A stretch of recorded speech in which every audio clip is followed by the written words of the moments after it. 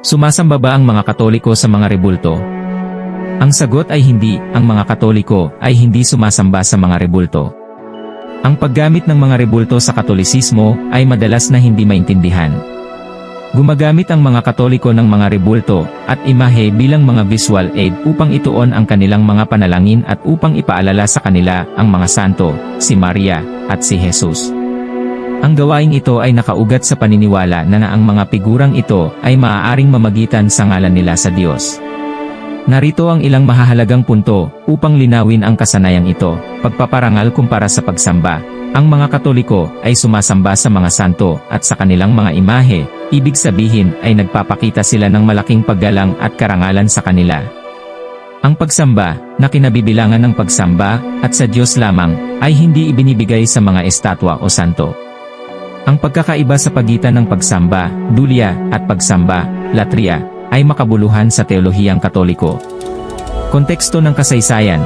Ang paggamit ng mga relihiyosong imahe ay nagmula pa noong unang panahon ng simbahan. Ang mga sinaunang Kristiyano ay gumamit ng mga simbolo tulad ng isda, krus, at kalaunan, mga larawan ng mga santo, upang ipahayag ang kanilang pananampalataya. Ang ikalawang konseho ng Nikaya, noong 787 AD, ay pinagtibay ang paggamit ng mga imahen at imahen na nagpapakilala sa kanilang pagsamba sa Diyos.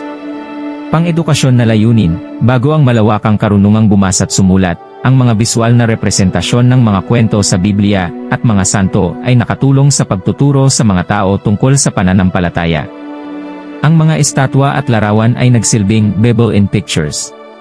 Espiritual na focus, ang mga rebulto at larawan ay tumutulong sa mga Katoliko na ituon ang kanilang isip at puso sa panalangin.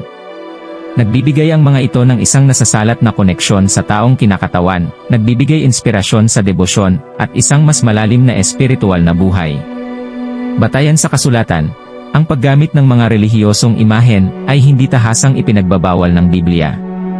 Ang pagbabawal sa 10 utos, Exodo 20:4-5, laban sa mga larawang inukit ay binibigyang kahulugan sa konteksto. Ipinagbabawal nito ang paglikha ng mga idolo para sa pagsamba, hindi ang paggamit ng sining ng relihiyon.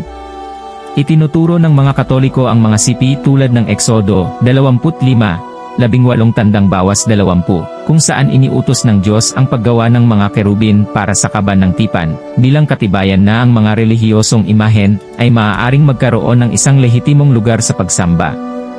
Sa buod, ang mga Katoliko ay gumagamit ng mga estatwa at imahe bilang mga kasangkapan upang mapahusay ang kanilang pananampalataya at debosyon, ngunit hindi nila ito sinasamba.